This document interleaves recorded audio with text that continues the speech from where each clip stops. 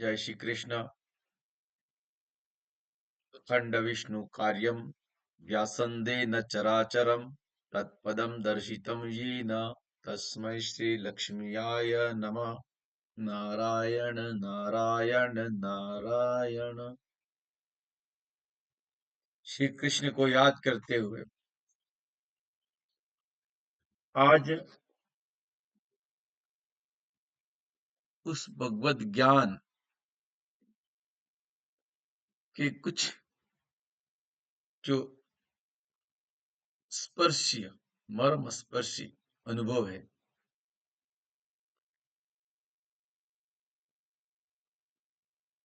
इस मायावी जगत में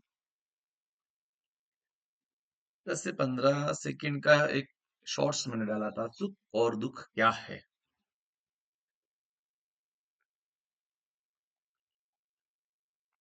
उस समय बताया गया कि सुख और दुख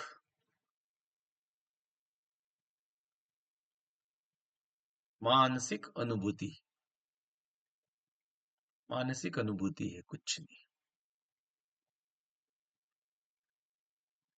मानसिक अनुभूति किसी कार्य में कार्य करने से उनको क्या मिलता? आनंद।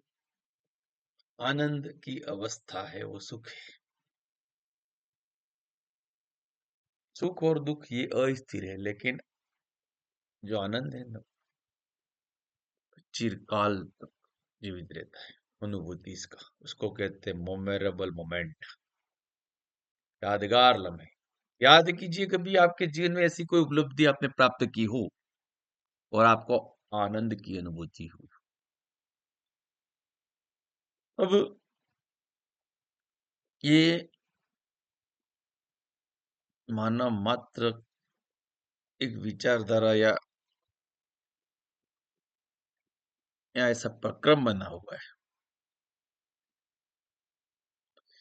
इस प्रक्रम में कर्म जुड़ा हुआ है। जन्म हो गया और यहाँ मृत्यु पर्यंत एक यात्रा है जीवन की। प्रत्यक्ष या अप्रत्यक्ष रूप से हम कर्म से जुड़े हुए हैं और ये कर्म का बंधन है। इन कर्मों को करना है, निमित्त है हम। अब कर्मण्येवाधिकारस्ते मां फलेषु कदाचन। कर्म करने का ही अधिकारी, फल की इच्छा हम नहीं कर सकते। फल के बारे में यदि हमें पहले ही ज्ञात हो जाए तो फिर अकर्मण्यता भी आ जाती है। और इस अकर्मण्यता का कारण क्या कहते हैं? अभी वर्डिंग चल रही इंग्लिश में, कंफर्ट जोन। अपने जीवन में भी कोई लक्ष्य निर्धारित किए होगे, जिसे इधरली पढ़ाई से लगा करके भाई इतने अंक लाऊंगा, मैं क्लास टॉपर बनूंगा, या ये डिग्री हासिल कर लूंगा और ये डिग्री हासिल करने के बाद ये सर्विस प्राप्त कर लूंगा।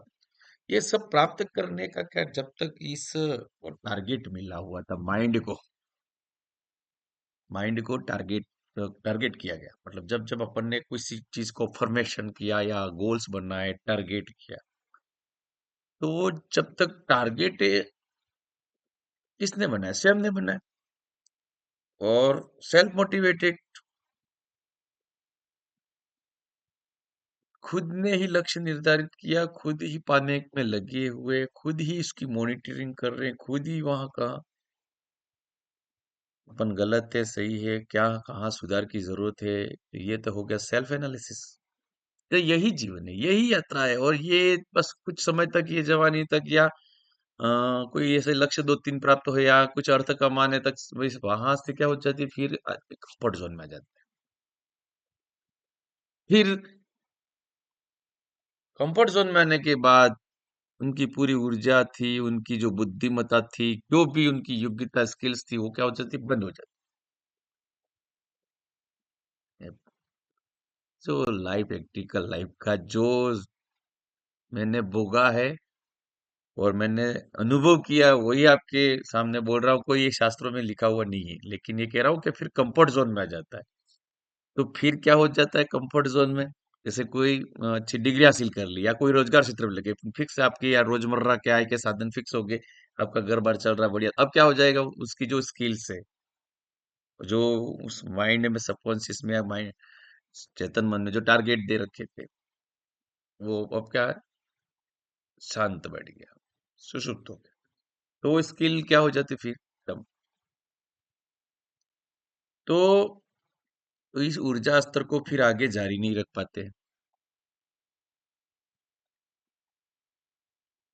बाल्यावस्था से जब शिक्षा के स्तरों को ये प्राप्त करते हुए जो एक एनर्जी थी, उसका स्तरों का ऊर्जा का प्रवाह जो चल रहा था, वो अब क्या हो गया? कंफर्ट जोन में आने के बाद वो उसके ऊर्जा स्तर वहां से फिर नीचे के जो ब्लॉकेज हो जाते हैं।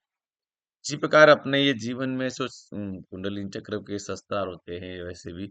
इसलिए तो कहते हैं भगवान, बच्चों में भगवान का वास होता है। तो उस समय क्या उसके सभी चक्र लगभग सब बैलेंस रहते हैं। लेकिन ये क्या होते हैं, जैसे जैसे स्वादिष्टांग है, ये है तो मणिपुर है, तो जैसे जैसे जिस व्यक्ति की डिमांड होती है तो वो एक्टिवेट सेल्फ एक्टिवेटेड होता है। वहां कोई अगरबत्ती दीपक पूजा पाठ ये धतिंग करने की जरूरत ही नहीं, कोई साधना करने की जरूरत नहीं है। सेल्फ मोटिवेटेड, सेल्फ डिवाइन, ऐसी देवी शक्ति जो गॉड गिफ्टेड होती है, उसी से सब कुछ होता है। खुद की एकाग्रता बुद्धि वहां होती है, ध्यान लगा होता है, ध्यान लगाने से ही सब कुछ अट्रैक्ट होता है। कहीं शास्त्रों में नहीं, कहीं दीपक पंडित ये नहीं, किसी चीज का बिंदु को धारण करना, नाटक करना नहीं, ये नहीं कह रहा हूं मैं। खुद सेल्फ, सेल्फ का टारगेट सेल्फ मोटिवेटेड जो है, उसका ऊर्जा स्तर से ही जागृत है। तो बात करने का रीजन क्या था फिर? कंफर्ट जोन में आ जाता तो क्या आ जाती? अकर्मण्यता। इसको कहते हैं आलस, क्या कहते हैं? और ये आलस कोई शारीरिक बीमारी नहीं है सर, ये मानसिक अवरोध है। क्या है? मानसिक अवरोध। कार्य को टाल मटोल करना, आज का कार्य कल पे टालना, काम नहीं करना। तो कितना भी बुद्धिजीवी हो, कितने भी सब प्रकार के सक्षम हो आपकी स्किल से, लेकिन यदि ये आदत है तो आज नहीं कल नहीं, देर सवेर ये अपने जीवन की जो सिस्टम है उसमें कहीं न कहीं डंपल आएगी नीचे। वो ग्राफ आपका नीचे ही जाना है, कितना भी स्किल्स हो। क्योंकि ये शारीरिक सुख की अनुभूति हो सकती है कि चलो ये मैंने आज काम किया, कंपैरिजन किया आपने कि कहीं भी अपने घर हो, परिवार हो, सोसाइटी हो, स्टाफ हो, कोई कहीं सो आपको कॉर्पोरेट जगत में हो, कोई कार्य कर रहे हो, कहीं सर्विस कर रहे हो, तो कंपैरिजन कर लिया कि 4-5 जना, मैं थोड़ा ये मैं काम ये क्यों करूं, उसका काम है। अरे काम कर लिया तो कौन से छोटे हो जाओगे आप? हैं? और काम करोगे तो ऊर्जा का प्रवाह बना रहेगा, नई स्किल नई चैलेंज मिलती रहेगी। माइंड में जो हार्मोन्स स्रावित हो रहे हैं साइंस की भाषा में, जो हार्मोन स्रावित है उसका बैलेंस बराबर बना रहेगा। अब रेस्ट दे दिया तो उसका तो ऊर्जा स्तर रुक जाएगा। अब ये कौन से विज्ञान की बात कर रहा हूँ कि अध्यात्म की कर रहा हूँ मेरे को पता नहीं, लेकिन जो मेरे को अनुभूति हो रही है वही मैं आपके सामने प्रस्तुत कर रहा हूँ। तो काम को टाल मटोल करने की ये जो आदत है, वो क्या है? मानसिक विकार है। कोई शारीरिक चीज को मतलब सुख, 2-5 मिनट मैंने रेस्ट कर लिया तो अनुभूति हो गई। ये शरीर ऐसी चीज दी है भगवान ने आपको, जिस समय जैसा चाहो वैसा बना सकते हो। प्रैक्टिकल करके देख लेना। आप इसको 6 महीने तक खा पी के सोते रहो, सब बिगड़ जाएगा सब। पाचन तंत्र बिगड़ जाएगा ना, ब्लड सर्कुलेशन बिगड़ जाएगा, ये हो जाएगा। अब इसी शरीर को जो मोटा बना हुआ है ना, बहुत हेवी वेटेज है न, ये है तो ये तो शरीर जैसा चाहो वैसा बढ़ा सकते हो। जैसे सोने को जैसे रंग, मतलब जैसे कोई सी आभूषण बनाना है ना, बन जाता है। इसी प्रकार ये शरीर भी जैसा बनाना चाहो बन सकता है। और ये चैलेंज इट, मैंने तो कह दिया 2025 अपडेट, न्यू वर्जन विजेंद्र दर्जी। हमने अभी 2016 से 24 तक ये कंफर्ट जोन की लाइफ निकाली, 8 साल। सब प्रकार की जो स्किल्स है क्या थे, फॉर्मूले से एक तरफ लिख के किताब में टेबल पे रख दी। 6-7 साल की साढ़े साथी होती है कार, मैंने फिर भी बता दूं, उसमें भाग्य की बात है। तो भाग्य और प्रारब्ध जो भोगना है भोगना फिक्स है। तो कुछ उस समय ऊर्जा का प्रवाह जो प्रकृति आपसे बैलेंस नहीं कर पाए या ग्रही थे या प्रारब्ध के कारण नहीं कर पाए, वो तो बाय गॉड या बाय लक थी आपके। लेकिन अब यदि प्रकृति को ब्रह्मांडी ऊर्जा द्वारा आपको सहयोग मिल रहा है और आपके पास स्किल्स है, तो आपको फिर उसमें अपना उच्चतम देने की कोशिश करनी चाहिए। अब कोई भी कार्य है उसमें बने रखने के लिए और ऊर्जावान अपने आप को बनाए रखने के लिए, तो पॉइंट कि अपना कोई भी लक्ष्य हो, उसको छोटे छोटे भाग में डिवाइड करना चाहिए, तो जिससे क्या है कि उस कार्य को प्रति अपना उत्साह बना रहे। जैसे कि एजुकेशन करते समय अपन ने क्या पाठ पढ़ा कि अपन पूरी पुस्तक में 10-15 पाठ हैं, एक दिन में तो याद करने नहीं पूरे। अपना जो सेशन है सेशन में काम करना है, तो अपन ने लीड इन के टारगेट बनाया कि आज एक पाठ करना है या 2 प्रश्न याद करने। तो जिस प्रकार छोटे छोटे गोल निर्धारित करके अपन पढ़ के यहाँ तक आगे ये बन गए जो क्या फिर, और जीवन को जीने के लिए भी छोटी छोटी समस्या बड़ी समस्या उसको छोटी छोटी में डिवाइड करना पड़ेगा। तो इससे क्या वो लक्ष्य मिलते हैं और ये किसी से नहीं, अपने खुद से चैलेंज है और अपने आप को उत्साही बनाए रखने के लिए कार्य है। तो एक उत्सुकता बनी रहेगी, एक जीवन का रस बना रहेगा। अन्यथा क्या होगा, कंफर्ट जोन में आ गए तो अकर्मण्यता बन जाएगी और ये कह रहा हूँ मानसिक विकार है, ये कुछ नहीं है। ऊर्जा का स्तर कभी डाउन हो जाता है, तो इसीलिए तो ये बहुत सारे इंटेलिजेंट होते हैं कि कामचोर होते कहा जाता है। बुद्धिमान लोग हमेशा आलसी होते हैं, क्योंकि उनको ये जो कुछ टारगेट अपने मिले होते हैं, ये कर दिया बन गया, फिर अब क्या करना है। तो वो ज्यादा इंटेलिजेंट लोग मतलब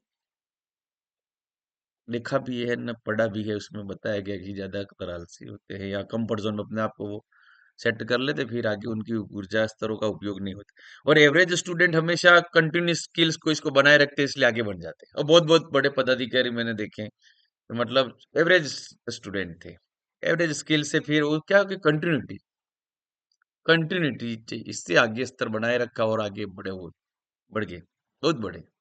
और इसी प्रकार हर क्षेत्र में, ऐसा नहीं कि गवर्नमेंट एम्प्लॉयज में बात कर रहा हूँ, बहुत से बिजनेसों में भी देखा, बहुत से अंगूठा छाप आपको पता होगा अच्छे मतलब आज भी बहुत बार बहुत से मतलब कॉर्पोरेट जगत बड़ी बड़ी हस्ती है, मतलब शिक्षा और ज्ञान ने वो अलग की, तो इसलिए तो कह रहा हूँ कि किताबी ज्ञान अलग चीज है, यहाँ ये जो बातें कर रहा हूँ मैं वो जीवन की अनुभूति है, जो प्रकृति द्वारा जो बैलेंस है ऊर्जा स्तरों का, और प्रत्यक्ष अप्रत्यक्ष रूप से कैसे हो रहा है उनके कर्मों द्वारा, खुद को मोटिवेट करते हुए ब्रह्मांडी ऊर्जाओं के साथ अपने शारीरिक ऊर्जा के स्तरों को बैलेंस किए हुए। तो ये उस चीजों पे मैं अपने आप को जो अनुभूतियां हो रही है वो आपके सामने रख रहा हूँ। इसके लिए कोई शास्त्र किताब नहीं है, आपके सामने सेल्फ बैठा हूँ, लैपटॉप चालू है। जब विचारधारा आई, ब्रह्म मुहूर्त में उठे, और जो विचार है मेरे स्वयं के, तो ये कम से कम यूट्यूब पे सेव रहेंगे। कोई अपने को लाइक कमेंट सब्सक्राइब करके इनको यूट्यूबर नहीं बनना है, लेकिन हम इस दुनिया से चले जाएंगे तो हमारी क्या जो सोच है कम से कम इस संचार के जगत में वो पड़ी रहे। तो ये अ, जो पढ़ाई हो, जो शिक्षा है, उसके आधार पर जो अनुभूतियां हुई हैं वो मैं बता रहा हूँ। और ये अ, अध्यात्म विज्ञान को अध्यात्म से जुड़ा, और उसके बाद क्या जैसे तंत्र साधना या एस्ट्रोलॉजी। तो अब एस्ट्रोलॉजी में क्या आता है सर के, बहुत सारी कुंडलियां जैसे देखते हैं, तो एक परिवार जैसे कुंडलियां देखते हैं तो किसका भाग्यश लगने से ही बनता है। तो किसी की एक कुंडली देखते हैं क्या, 2-3 कुंडलियां कोई भी देखो तो उसमें एक ग्रह या ऐसा भाव मिल जाता है जिससे पता लग जाता है कि उनके कुल का इष्ट देव कौन सा है। ये ज्ञान में यूट्यूब पे क्यों डाल रहा है, इसका उत्तर बता रहा हूँ। क्योंकि लिखने वाला वो कागज बहुत सारी रद्दी पड़ी है, 2-3 क्विंटल ऐसे ही भर के पुस्तकें, वो सही मैनेज नहीं कर पा रहा हूँ, फिर से ऐसी कॉपियां ने इसको। आज ये सब कार्य डिजिटल हो रहे थे, अपने इस डिजिटल वाणी को, ये डिजिटल विचार है उसको यही सेव रहेंगे। तो ये इसीलिए कि तो उसमें क्या बताया वो कुंडली में, तो कौन सा आपका इष्ट देव है वो मालूम पड़ जाता है। तो क्या होता है कि जैसे कि कोई साधना या भक्ति होती है तो दिखती है आपकी कुंडली में, देखी है मैंने, देख रहा हूँ। आज भी किया था कि इसके घर में क्या पूजा होती है, बेटे लाइव बता सकता हूँ। Date of birth and time डालो, आपके कौन कौन से देव है, इष्ट देव। कोर्स में कौन सी साधना, कौन से देव का या ईश्वरी ब्रह्मांड की ऐसी ऊर्जा आपको मिल रही है, इससे आपका ये बैलेंस बना हुआ है, क्या दोष बना हुआ है। तो क्या होता था कि पुराने जो पूर्वज अपने थे, तो वो जो ऐसी कोई साधना निष्ठा का, तो अपने वो ज्ञान को क्या करते थे, आगे ट्रांसफर करते जाते थे, अपनी संतान को देते हुए जाते थे। अब अपने पास तो कोई ऐसा है नहीं कि ये सिद्धि आके साधना है कि अपने बच्चे को देके जाए, ऐसी कोई उपलब्धि है कि कोई फायदा नहीं, बिजनेस धंधा नहीं है कि उनको देके जाए। वो भी चलता है तो पीढ़ी दर पीढ़ी चलता है। तो कम से कम अपने जो एक पुस्तकें पढ़ी या दुनिया का जो ज्ञान अनुभव किया है, तो वो इस माध्यम पे यहाँ सेव रहे हैं, तो इसलिए मैं वीडियो वीडियो डाल रहा हूँ, बता। तो इसको देख के मेरे पीढ़ी के यार, मैं यहाँ मेरे जो कुल के हैं, परिवार के हैं, या मेरे जो सोच विचारधारा रखने वाले, मेरी इलेक्ट्रॉनिक बॉन्डिंग से जुड़े हुए या जोड़ सके मेरी विचारधारा का, दुनिया में आगे भी ऐसा ही चलता रहेगा। आज हम जो कुछ भी है, क्या है, ओनली थॉट्स है, आज किसी से जुड़े हुए। तो कम से कम इस विचारधाराओं से जाके तुमको इतना लंबा अनुभूति और इतना समय न निकालना पड़े जितना मैंने निकाला, तो उससे सीधा कांटेक्ट हो जाए इन विचारों से, वो सीधा मिल सके। तो वो दोष के बारे में बात बता रहा, गुण या दोष जो भी है। तो उस समय क्या सर, सिद्धियां या कोई पूजा करते थे, तो सिद्धि जो अष्ट सिद्धि नवनिधि के दाता स्वरधि निजान की माता, हनुमान चालीसा में बताया गया। ऐसे बहुत से देवी देवता से और कर्मकांड है, सिद्धांत है, अपन पूजा करते हैं या सिद्धि को नाम जप करते हैं, जैसे राम नाम करते हैं जब, किसी भी देव का नाम करते हैं, जैसे ओम नमः शिवाय करते हैं, ओम नमः भगवते वासुदेव, तो वो क्या, अपन को नाम जप से कोई सिद्धि या ऐसी ब्रह्मा ऊर्जा का अपन को होरा प्राप्त होता है। तो ये होरा सिद्धि ठीक है, तो लोक हितार्थ है, जनितार्थ होता रहता है, एक शक्ति और भक्ति होती है, तो ठीक है। तो इसमें कोई सिद्धि यदि प्राप्त हो जाती है, किसी देवी का शक्ति का आपको परिवार पर आशीर्वाद रहता है, जैसे कुल देवी का है, कुल देव का, तो अब उस सिद्ध पुरुष द्वारा ऐसी कोई सिद्धि प्राप्त कर ली गई, तो वो सिद्धि तो पता है आपको 200-300 साल या 400 साल तक बनी रहती है। वो रहा जो ऊर्जा का समूह ब्रह्मांड, वो आपके परिवार पर, आपके घर के और आपके परिक्षेत्र में बना रहता है, आपके जो जहां तक उस व्यक्ति का संबंध है। अब वो व्यक्ति क्या करता था, इसीलिए उसको ऑरा को बनाए रखने आगे ट्रांसफर कर देते हैं अपनी ऊर्जा, अपने जो ज्ञान है, अपने जो विद्या है, वो आगे। अपन तो ये कर नहीं पा रहे। अब ये क्या होता है कि नेक्स्ट पीढ़ी फिर वो सिद्धिता 200-300 वर्ष क्या लेते, आज क्या वो ट्रांसफर नहीं कर पाते। जैसे व्यक्ति मतलब 30-40 वर्ष की उम्र में इस ज्ञान को या उपलब्धि को प्राप्त करता है, तो फिर तो 70-80 में लास्ट ऑफ हो ही जाता है। तो इसके बाद वो जो देवत्व या किसी देवी या ब्रह्मांडी ऊर्जा उसको प्राप्त उसके परिवार को मिलने वाली है, तो क्या हो जाती है, उसकी भक्ति साधना या उसके नो नीति नियम है, वो पालन नहीं कर पाता है। तो नेक्स्ट नहीं तो नेक्स्ट तीसरी पीढ़ी में क्या होता है, फिर वो देवी इष्ट की जो उसको चढ़ता था, उसका जो पूजा, उसका मान सम्मान तो नहीं होता है, तो वो ही सिद्धि फिर उस परिवार के लिए घातक बन जाती है। ये वही कुंडली का दोष बन जाता है, जैसे पितृदोष कहा जाता है, या चंद्र शनि विष योग कहा जाता है। ये बहुत सारे ये जो ये होते हैं, गुरुदय चांडाल योग बढ़ना, जैसे किसी के पास ज्ञान है और ज्ञान वो बांटता नहीं है, न अपने परिवार में आगे ट्रांसफर नहीं करता है, नहीं या उस ज्ञान का उपयोग करके किसी का बुरा करता है, तो गुरु चंद्र राहु चंद्र ने, गुरु राहु ने सब ये युतियां बनती है, गुरु राहु चांडाल योग बन जाता है। मंगल केतु अंगारक हो जाता है, तो ब्लड के संबंध, भूमि के संबंधी विवाद होते रहते हैं, या कोई वायु में दिक्कतें होती है। तो ये सब एस्ट्रोनॉमी को साथ में लेकर बता रहा हूँ कि ऐसी ऊर्जा, तो आज अपन स्थानीय जहाँ जगह आप बैठे हो वहां से कह रहा हूँ, 50 किलोमीटर की दूरी भी तय करनी होती है, तो क्या करते हैं, जैसे कहीं भी जाता है, बाय बस जाओ, ट्रेन जाओ, या कैसे भी जाओ, आपको किसी टूर ट्रैवल यात्रा पे जाना है, तो उस स्टैंड पर जाकर सबसे पहले टिकट कटवाते, क्या करते हैं, जैसे अभी यहाँ अपन सागवाड़ा बैठे, सागवाड़ा से जाना, बांसवाड़ा जाना है, या रतलाम जाना, इंदौर जाना है, तो उस एक यात्रा है जो 100-200 किलोमीटर की, तो वहां भी उस बस या ट्रेन में बैठ के अपन क्या करते हैं, टिकट कटवाते हैं कि हमको यहाँ तक जाना है, निश्चित है।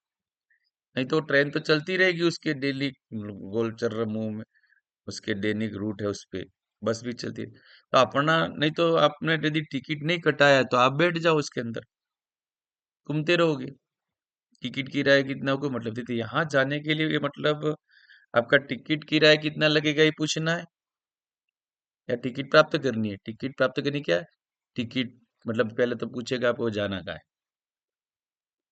जाना कहा, जैसे कि यार शरीर के रतलाम जाना है, रतलाम जाना फर्स्ट एक तो गोल हो गया आपका। और जाने का जो टिकट किराया है वो फिक्स हो गया। और इसका आपको रिसीट में, उस रिसीट को लेके बैठ गए, आपकी सीट रिजर्व है। तो ये केवल 100-200 किलोमीटर की यात्रा करने के लिए इस प्रकार अपन टिकट फिक्स होती है। अच्छा, ये टिकट फिक्स नहीं कराते तो कहाँ उतरना है वो फिक्स नहीं है, ऐसा माना जाता है यदि टिकट कलेक्टर के रूप में माने तो। आप टिकट बताओगे तभी पता लगेगा इनको यहाँ जाना फिक्स है। तो ये जीवन की यात्रा अपनी क्यों, जीवन की यात्रा है तो अपना जन्म हो गया, मरना निश्चित है, वो फाइनल है। जाना कहाँ है, कहाँ तो जाना है, वहां भी जैसे ट्रेन में या बस में बैठो जाना है, पर कहाँ जाना पता नहीं। तो अपन जीवन की यात्रा में भी ये अनुभूति करना चाहते हैं कि हमको जाना कहाँ है, तय नहीं है। जाना कैसे है, बाय बस जाना है, बाय ट्रेन जाना है, वो फिक्स नहीं है। कितना किराया लगेगा, मतलब कितना धर्म कर्म करना पड़ेगा, किस राह में करना पड़ेगा, किस क्षेत्र में करना पड़ेगा, तो ये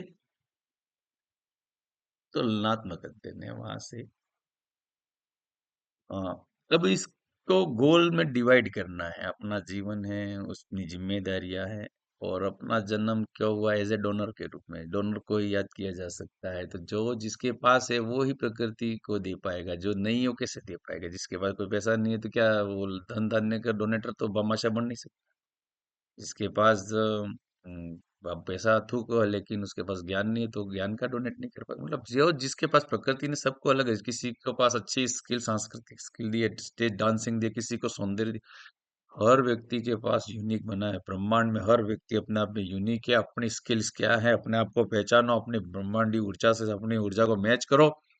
आप एज ए डोनर के रूप में बनो, और आप आपके इस पृथ्वी तल से जाने के बाद भी, इस लोक को छोड़ने के बाद भी आप अमर बनो, ऐसा कुछ काम करके जाओ। ये मेरी रिक्वेस्ट है। आप अपने अंदर की छुपी हुई प्रतिभा को निखारो, बस यही गुरु के काम है। गुरु का काम यही, तो यही वाणी इसके लिए मैं बोल रहा हूँ। हर व्यक्ति अपने आप में, हर जीव अपने आप में यूनिवर्स यूनिक है। ऐसी स्किल जो आपके पास है दूसरे के पास नहीं, दूसरे के पास आपके पास। आपको उस पूरे ब्रह्मांड भगवान ने ऐसा बनाया यूनिक, और आपके पास स्किल है। उस स्किल को, 99 बुरे छोड़ो, इसको एक स्किल से आप उस 99 को डांट दो, खत्म। पहले अपन क्या न जाना चाहिए, लेकिन एक गलती कर बेटी खत्म। तो दुनिया तो एक ही गलती आप कौन करते, कौन सी गलती, एक गलती करते हो बस, इसका वेट कर रही है।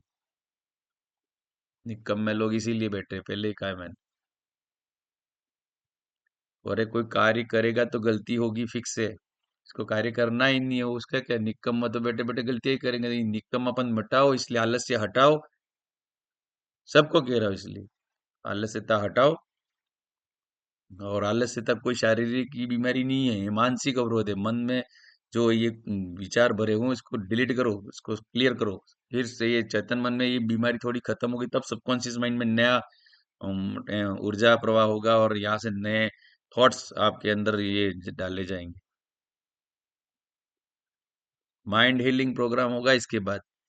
सबकॉन्शियस माइंड में ऐसा भर देंगे कि मतलब अपने आप व्यक्ति का ऊर्जा स्तर खुल जाएंगे, उसके जीवन के लक्ष्य दिखने लग जाएंगे। ये कोई ऐसी बात नहीं किताबें पढ़ के बने हुए हैं। लाइफ को रियल तरीके से जीने का तरीका है। ऊर्जा स्तरों को बनाए रखें, ये बीमारी सब हटाओ। आप कंपैरिजन करना छोड़ो, अपना अपने आप में जीवन अलग है। किसी से तुलना मत करो, किसके पास क्या है उसके पास क्या, अरे उसकी अलग उसकी योग्यता उसके स्तर पर वो कर रहा है। अपना अपनी खुद की योग्यता क्या, पहचानो, स्वयं को जानो। अपना ब्रह्मांड है पूरा, इसी प्रकार अपने शरीर में ब्रह्मांड है, तो अपन अहम ब्रह्मास्मि यूं, और उसका अंश है, छोटा है भले, छोटा अंश है, सूक्ष्म कण है, लेकिन उसका कहीं ना कहीं अपने में रोल है, तो उसमें स्किल्स दी है, तो उसको निखारो। तुलना मत करो किसी से, वो अपने स्तर पे बेस्ट है, जो भी ठीक है। तो तुलना करनी है, उसके जीवन में तो पूरा जिंदगी दुखी रह जाओगे। ये आधा जीवन तो इसी के चक्कर में है कि मैं खुश हूँ, इसको दिखाने के लिए ये दबे हुए। मैं उससे बेहतर हूँ, मतलब आप दूसरों से बेहतर दिखाने के चक्कर में आधा दुख तो मोल के घूम रहे हो।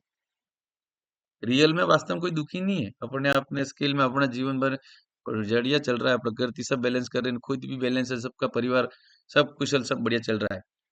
ये दुख का कारण क्या है, एक और दूसरी को दिखाने के, ना मैं ये हूं, ये दिखाने के चक्कर में आधा जीवन तो इसके निकल गया ना, आधा और भी निकल जाएगा।